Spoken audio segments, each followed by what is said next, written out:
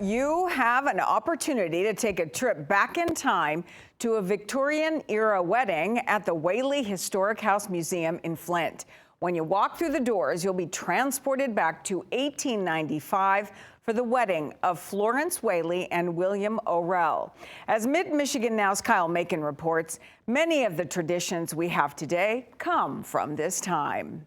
From what I've read from the gossip columns, this was the social event of October 1895. And it happened right here in Flint. Justin Wetenhall is the executive director of the Whaley House. He says 130 years ago, the Whaley family hosted a wedding for their daughter Florence and her soon-to-be husband William. The bride's colors were green and white, so every decoration you see around the home actually came from the gossip columns. We've recreated everything based off of handwritten accounts. You'll be able to see the exact dress Florence wore and the invites she sent. The wedding had 50 guests, and some would travel by train from as far as North Dakota. The wedding took place at the St. Paul Church in downtown Flint, where she wore a white dress. Most of our traditions, both weddings and most of what Victorian era was like, came from Queen Victoria. So when Her Majesty was married, she wore a white dress, and of course what the Queen did at that time, everyone in society wanted to copycat. That's why white dresses are worn today. Other traditions that came from this period are engagement rings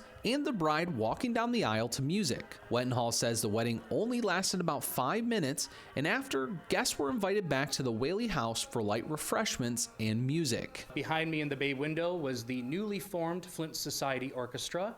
We now call it the Flint Symphony Orchestra.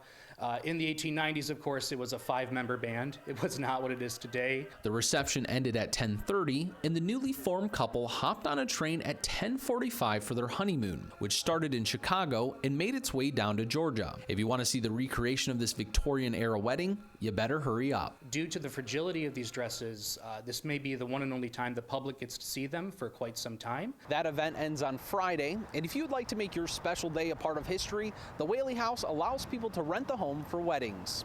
Reporting in Flint, Kyle Macon, Mid-Michigan Now.